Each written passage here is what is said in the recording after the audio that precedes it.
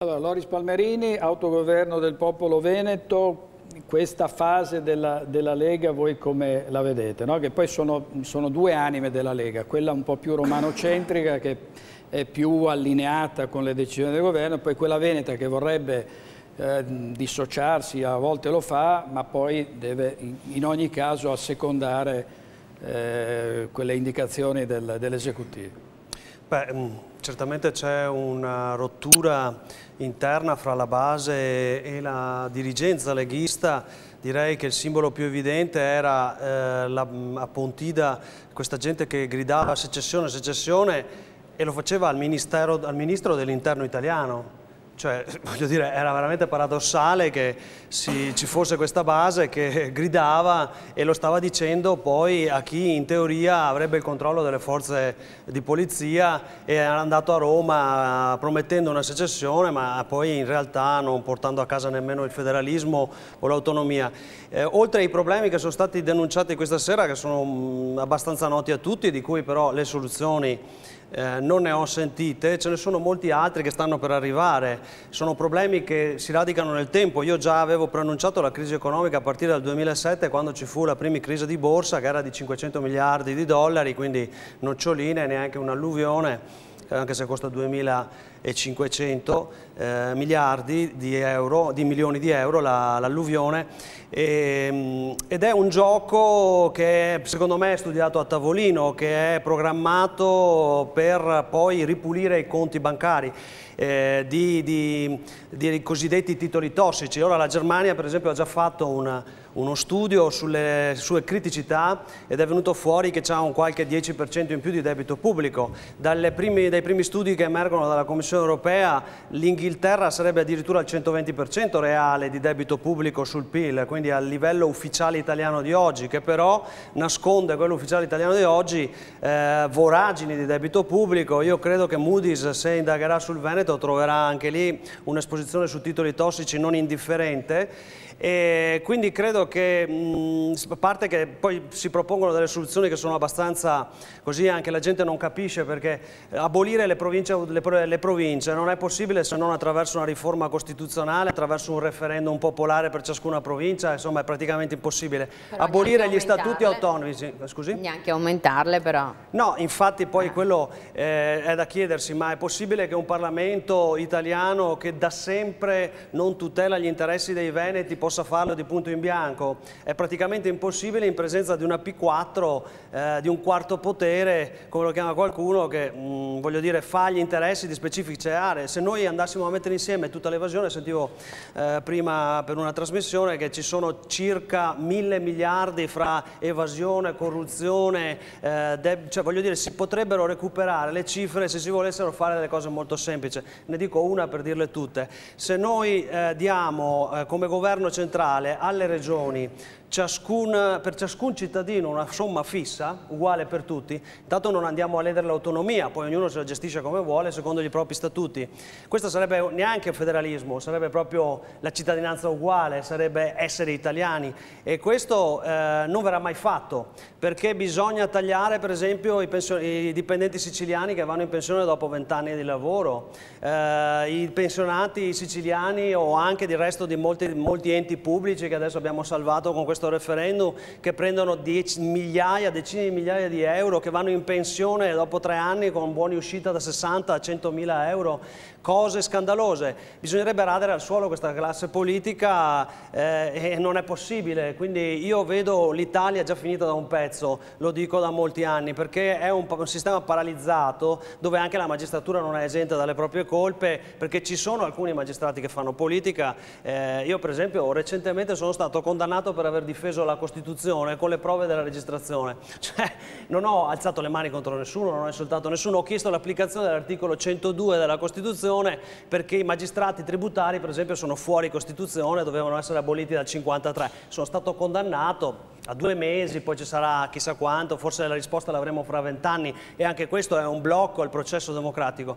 E allora io dico che qui è finita, arriverà adesso con il default della Grecia, poi si ripercuoterà sul debito pubblico del Portogallo, che a sua volta andrà su quello della Spagna e della Francia, e alla fine l'Italia è la prima della lista, la stanno già alzando. alzando. Noi, oltre agli 80 miliardi che diceva Tassinari prima, con il differenziale andremo a pagarne sempre di più. Quindi cosa facciamo? Chiudiamo gli ospedali? Chiudiamo non so, mettiamo a pagamento le strade comunali, cioè sono assurdità e quindi le tasse stanno aumentando, continueranno ad aumentare fino a quando i veneti non vedranno che hanno invece una soluzione immediata, ed è quello di dire va bene, stacchiamo la spina a questo sistema fallito storicamente e culturalmente che si chiama Italia, perché se non esiste un'uguaglianza fra cittadini e quindi ci sono i cittadini di serie A, di serie B e poi vi sono per ultimi quelli di V come Veneto, allora bisogna veramente dire basta, perché non è comprensibile in una società europea. Noi diamo 12 miliardi all'anno allo Stato italiano, voglio dire sarebbero 2 miliardi a provincia circa, è una cifra spaventosa e siamo ridotti così. Fra l'altro l'ultima cosa, mi permetta direttore, proprio brevissima, la cosa più grave che sta succedendo è che con queste crisi economiche, aziendali, la precarizzazione del lavoro, le casse integrazione eccetera, le aziende stanno perdendo l'efficienza. Ormai si chiamano le aziende e non si trova più responsabile perché è in ferie per 2 giorni, non si riesce più a trovare persone competenti che fanno il lavoro perché quello si è licenziato, è andato da un'altra parte, è andato all'estero, quindi stiamo perdendo anche la capacità produttiva e quando si fermano i veneti è finita per tutti. Quindi io direi a questo punto i veneti dovrebbero proprio fermarsi un mese, non pagare più le tasse per un mese, così stacchiamo la spina e fine. Hanno messo la... Riannodare la questione, ci sono tante problematiche e ci sono anche delle opportunità all'orizzonte. Per esempio a ottobre-novembre dovrebbe essere presentata a Bologna questa grande innovazione di generazione di energia a bassissimo costo inventata dall'ingegner Rossi, già valutata anche da dei premi Nobel. Hanno fatto anche delle trasmissioni sul mio sito palmerini.net, si può trovare anche i video che ci sono anche su YouTube eccetera. È una fusione fredda che sembra funzionare molto bene e porterà il costo dell'energia praticamente a zero. Questo produrrà... Andrea Rossi. Lei sa tutta la storia di Andrea Rossi. Che era poi quello del refluo petrolio, che esatto. Poi anche quello è stato condannato con la legge retroattiva, cioè aveva accumulato delle sostanze che non erano tossiche. A un certo punto la legge ha detto no, devi andare in prigione, e l'hanno messo in prigione 8 anni mi pare anche. Quindi questa è l'Italia. Quindi ci sono anche dei barlumi, potremmo chiamarlo nuovo rinascimento, però non vuol dire che da questa situazione venga fuori intatto un sistema come quello italiano. Per esempio, si parla tanto di soldi che sono in cassa eccetera, però questi politici io non li ho mai visti mettersi d'accordo per esempio sul tema dell'area metropolitana che è prevista dalla Costituzione, che potrebbe creare una forma già consolidata di devolution con un accorpamento di bilancio e addirittura un'autonomia immediata. Basterebbe che facessero un accordo i sindaci. Questo è già dal 1990 praticamente si può fare, forse per diatribe di partito, forse per mancanza di formazione. Questa è un'altra tara dell'Italia, genetica, la scuola di formazione di alta amministrazione dalla quale per esempio i francesi hanno fatto sfornare quasi tutti i presidenti della Repubblica. In Italia non c'è, anzi adesso c'è, entrano i raccomandati e allora abbiamo sempre il problema che vabbè, e questa è un'altra cosa. Poi avremo la soluzione dell'autogoverno del popolo veneto, che è quella che io rappresento, che è l'applicazione dello statuto dell'articolo 2, fra parentesi poi dopo lo riaggancio per il discorso del referendum sull'autonomia. L'autogoverno può essere applicato perché è una legge dello Stato e prevederebbe per esempio la creazione di una moneta veneta, perché è vietato dall'Europa qualche cosa di diverso dall'uso dell'euro, però noi potremmo creare una forma di finanziamento di credito regionale attraverso l'applicazione di strumenti giuridici.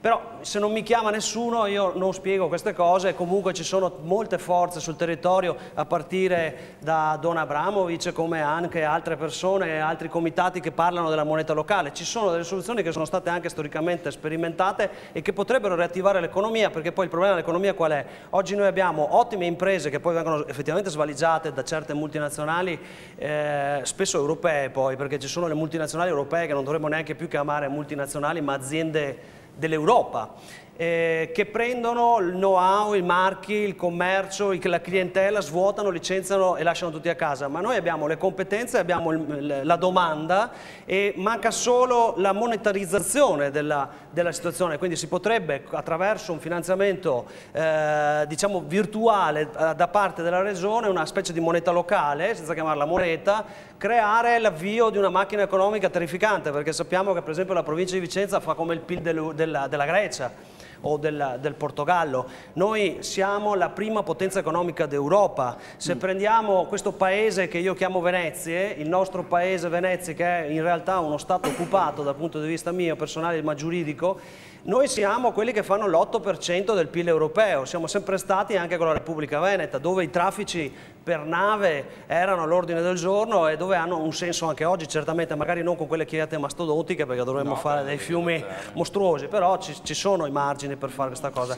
Quindi per finire, è anche inutile però, come fanno alcuni politici, proporre per esempio il referendum per l'indipendenza del Veneto, che legalmente non si può fare, oppure per l'autonomia. Io ricordo soltanto una cosa per tutti, che già la Regione Veneto nel 1998 ha chiesto a Roma, attraverso quella che è la risoluzione 42 del 1998, ha chiesto di poter fare un referendum per ristabilire il patto di unione all'Italia, cioè rivedere il plebiscito del 1866. È lì che dorme a Roma. Se qualcuno si illude che a Roma facciano gli interessi del Veneto, neanche con la Lega al governo ci riescono, quindi tara del sistema italiano. L'INPS oggi è tenuta in piedi praticamente dai precari.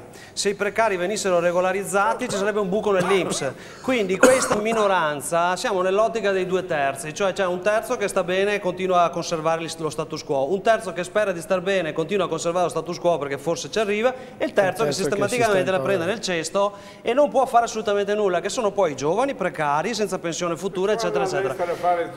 Giusto l'idea di finanziare per la formazione, per l'impresa, eccetera, però adesso per esempio un dato che è sfuggito, ma io sono già 2 anni che lo dico, l'anno scorso il PIL ufficiale è risultato praticamente piatto, ma non è vero, perché il governo ha alzato in contabilità nazionale quello che è la quota di nero. Ogni Stato, il PIL dello Stato comprende una quota di nero, loro hanno alzato del 6%, il 5% la quota di nero, e invece in presenza di una lotta effettiva contro l'evasione. Il risultato qual è? Che poche settimane fa il ragioniere dello Stato ha certificato che c'è un calo del 6% della produzione industriale reale. Quindi, come la Grecia ha taroccato i conti, io non vorrei, lo do quasi per abbastanza probabile, che fra un po' saltasse fuori anche qualcosa del genere per l'Italia. Allora cosa facciamo? Come facciamo a finanziare? Dove tiriamo fuori questi soldi? O qui qualcuno comincia a ragionare in termini territoriali, quindi la soluzione per i veneti, che poi a cascata magari toglierà un po' di parassitismo anche al sud, oppure non ne andiamo fuori e stiamo così impantanati in un continuo decadimento che non so, poi alla fine la gente perde la capacità, la volontà, va all'estero. Io sto dicendo ai giovani che tutto sommato, se non vogliono fare politica, star qui a cambiare il sistema, se vogliono farsi una vita serena è meglio che vadano all'estero, non hanno tutti i torti. Mi sento di stare, insomma, è questa omologazione, parlare della classe politica, della politica, quando in realtà ci sono comportamenti individuali e forse ci sono anche progetti politici che sono anche in contraddizione con... Ma per esempio, in Puglia hanno fatto una legislazione, il governo di centrodestra prima di... dove si va dopo un mandato, si va qui un direttore, scusi, è di moda, allora... sanguisuga, sì, qui ci sono delle cose... consiglio di non leggerlo a chi ha l'ulcera perché si fa ricoverare. Ecco, io sto bene, lo sto leggendo a rate, e vanno in pensione dopo un solo mandato a 60 anni, però se si rompono un braccio 59, se hanno un parente 58, insomma vanno tutti a 55. La giunta adesso Vendola non si è sognata di toccare questa cosa, così come c'è stata una recente proposta di tagliare dei privilegi in Parlamento, il 98% di destra e sinistra hanno votato, quindi da questo punto di vista veramente sono tutti...